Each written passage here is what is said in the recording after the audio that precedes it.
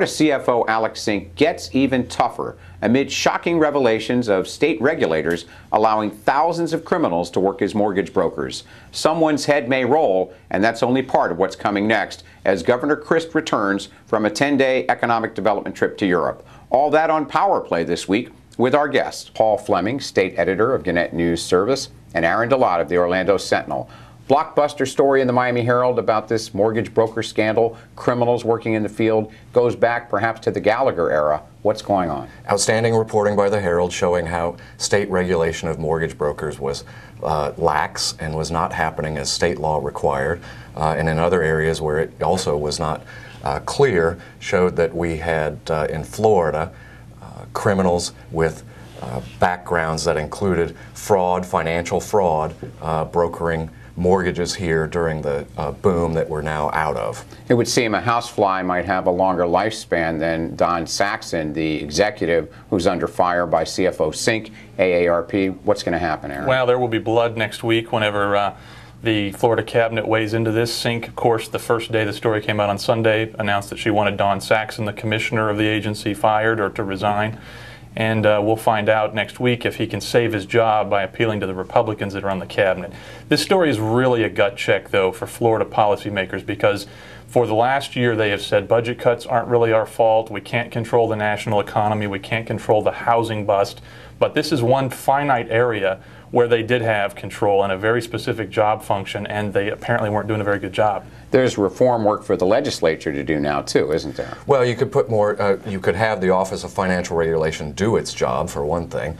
You could become more strict in what background checks you do, change the timetable for issuing licenses. Those are things that seem to me out of the reporting that make sense. But Aaron's right, these follow predictable paths, and I think we can see the end of the job there. You got to take a deep breath on balance, and you know, a few criminals getting through into a job like this, one could understand in a big bureaucracy, but it's up at what, 10,000 by the Herald's count?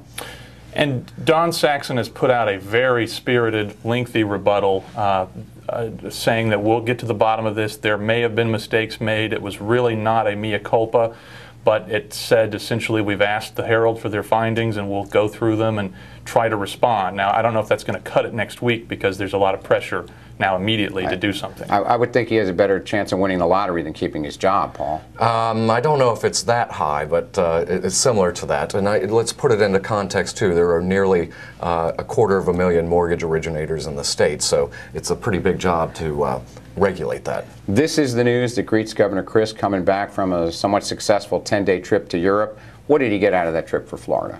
What did it? Well, you show the flag, important air show in England for the state's aerospace industry, but it's a tough thing in context with $4 a gallon gas, struggling economy, and the housing market tanking.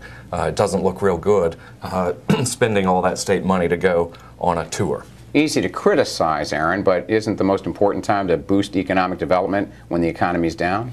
Yeah, and that's the basic premise, obviously, of the trip. It's an economic trade mission to try and create jobs. He really didn't come back with a lot of jobs in the bag. I mean, he has an announcement for a solar plant that could potentially be built. I mean, all they've done is sign a notice to negotiate, an intent to negotiate. So it's really uncertain, you know, what he has actually tangibly produced for Florida as a result of the trip. More negative headlines at this point than, you know, jobs. I think the outcome's yet to be seen, though. It's time to go to your respective Power Play of the week. I got to go to the dark horse. I'm going to go with former Senate President John McKay, whose Amendment 5 property tax swap continues to fluster the critics. They can't really wrap their hands around what the impact will be. Paul? I'm going to go with an unknown member of the Senator John McCain presidential campaign who put out there that they may name their vice presidential candidate this week, thus taking some of the luster off of Senator Obama's overseas trip. Okay. My own choice, if I had one, would be the Miami Herald's blockbuster story this week. Paul Fleming, Aaron DeLotte, thank you very much. Go to the Safety Review for the latest political news, and we'll see you next time on Power Play.